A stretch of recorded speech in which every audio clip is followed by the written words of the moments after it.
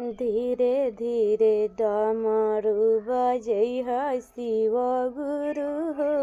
धीरे धीरे डमरू बजैहा शिव गुरु हो।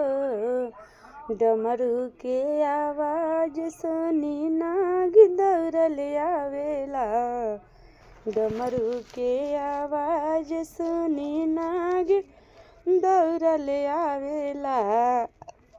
नागवा के हार तू बनैहा शिव गुरु हो।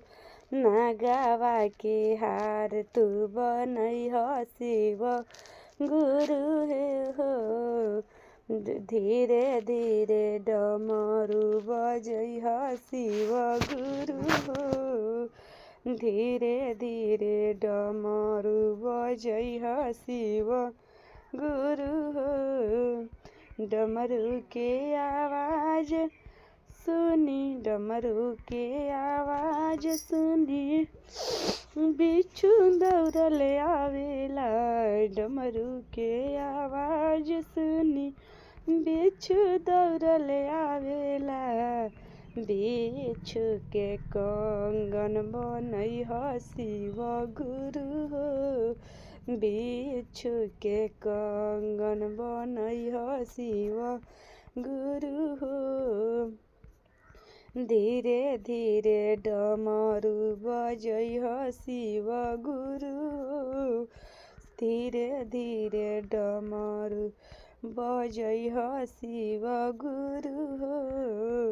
डमरू के आवाज सुनी बसहा दौड़ल आवेला। डमरू के आवाज सुनी बसहा दौड़ल आवेला। बांसहा के संघतिया बनैहा शिव गुरु हो।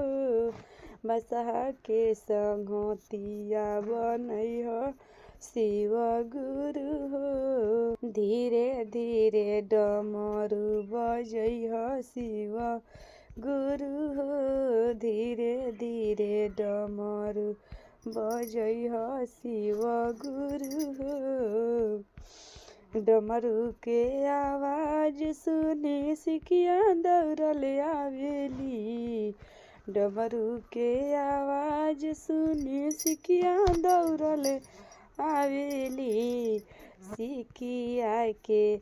सिकिया के दाया बरसैहा शिव गुरु हो।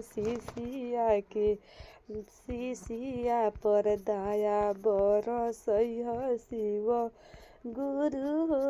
धीरे धीरे डमरू बजैहा शिव गुरु हो। धीरे धीरे डमरू बजैहा शिव गुरु हो।